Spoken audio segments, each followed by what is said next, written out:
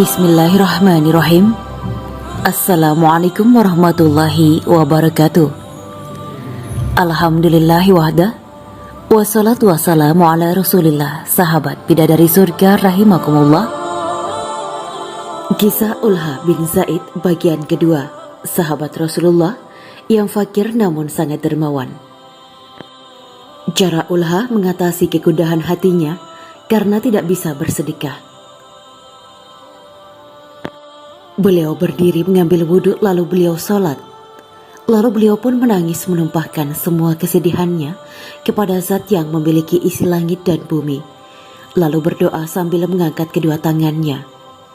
Ya Allah, Engkau memerintahkan untuk berjihad, sedangkan Engkau tidak memberikan kepadaku sesuatu yang dapat aku bawa berjihad bersama Rasul-Mu. Dan Engkau tidak memberikan di tangan Rasul-Mu sesuatu yang dapat membawaku berangkat.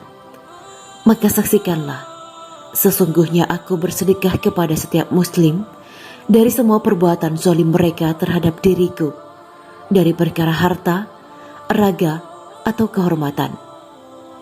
Doa itu beliau ulang-ulang seakan-akan beliau berkata, Ya Allah, tidak ada yang dapat aku infakkan sebagaimana yang lainnya yang telah berinfak. Kalau sekiranya aku punya seperti mereka punya, aku akan lakukan untukmu. Demi jihad di jalanmu, maka aku punya hanya kehormatan. Kalau engkau bisa menerimanya, maka saksikanlah bahwa semua kehormatanku telah aku sedekahkan malam ini untukmu. Subhanallah, alangkah jernihnya doa tersebut keluar dari orang yang tak punya. Sebuah kedermawanan dari mereka yang disebut Papa. Paginya, beliau sholat subuh berjamaah bersama Nabi SAW. Telah beliau lupakan air mata yang telah tertumpahkan di atas tikar sholatnya. Akan tetapi, Allah Azza wa Jalla tidak menyia-nyiakannya. Dia kabarkan cerita tersebut kepada Rasulullah SAW melalui Jibril alaihi salam. Rasulullah SAW bersabda, siapa yang tadi malam telah bersedekah, hendaklah ia berdiri. Tidak seorang pun yang berdiri. Ulbah pun tidak merasa dirinya telah bersedekah. Lalu Rasulullah SAW mendekatinya dan berkata, bergembiralah Ulbah demi jiwa Muhammad yang berada di tangannya. Sungguh, sedekahmu malam dini hari tadi telah ditetapkan sebagai sedekah yang diterima. Alangkah bahagianya Ulbah. Doa yang beliau panjatkan tadi malam sebenarnya adalah upaya dan usaha dari orang yang tidak memiliki apa-apa. Kiranya Allah mendengar rintihan dan jeritannya. Setelah kejadian itu, berkumpullah orang-orang yang senasib dengan Ulbah bin Zaid. Jumlah mereka bertujuh atau berdelapan. Salim bin Umair, Abu Layla al-Mazini, Amr bin Anamah, Salamah bin Sokhor, Irbad bin Sariyah, Abdullah bin Mughaffal, Ma'qil bin Yasar, radhiyallahu anhu ajma'in. Maka mereka mengutus Abu Musa al-Asy'ari, Abdullah bin Qais radhiyallahu an, agar menemui Rasulullah mengadukan perihal mereka. Mari kita dengarkan penuturan Abu Musa radhiyallahu an ketika beliau menghadap Nabi. Kawan-kawanku mengutusku menemui Rasulullah SAW agar aku memohon kepada Nabi supaya beliau dapat membawa mereka dalam Jaisul Usra. Aku berkata, wahai Nabiullah, para sahabatku mengutusku agar engkau membawa mereka. Beliau menjawab, demi Allah, aku tidak akan membawa kalian. Kebetulan Rasulullah SAW sedang marah, sedangkan aku tidak tahu. Ada perasaan jangan-jangan Rasulullah SAW murka kepadaku, sehingga aku keluar dalam keadaan sedih dari pelarangan Rasulullah. Lalu aku ceritakan jawaban Rasulullah SAW kepada mereka. Tidak seberapa lama, tiba-tiba aku mendengar Bilal memanggil, mana Abdullah bin Qais? Aku pun datang.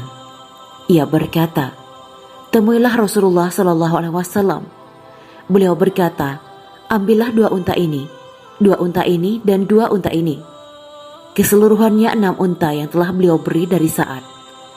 Beliau melanjutkan, bawalah unta-unta ini kepada teman-temanmu dan katakan bahwa Allah Azza wa Jalla atau Rasulullah membawa kalian dengan unta-unta ini. Setibanya di hadapan mereka, aku berkata, sesungguhnya Rasulullah Shallallahu Alaihi Wasallam telah membawa kalian dengan unta-unta tersebut. Demi Allah Azza wa Jalla, aku tidak membiarkan kalian mengambilnya sampai kalian pergi denganku menemui orang yang telah mendengar perkataan Rasulullah. Jika tadi pertama aku meminta kepada beliau, lalu beliau menyerahkan unta-unta tersebut kepadaku, sehingga kalian tidak menyangka aku bercerita kepada kalian dengan sesuatu yang tidak beliau ucapkan. Mereka berkata kepadaku, demi Allah, engkau di sisi kami adalah orang yang jujur, dan kami akan melakukan apa yang engkau sukai. Lalu Abu Musa berangkat dengan sebagian mereka menemui orang yang mendengar perkataan Rasulullah Shallallahu Alaihi Wasallam. Kepada Abu Musa, lalu beliau menceritakan sesuai dengan apa yang disampaikan Abu Musa.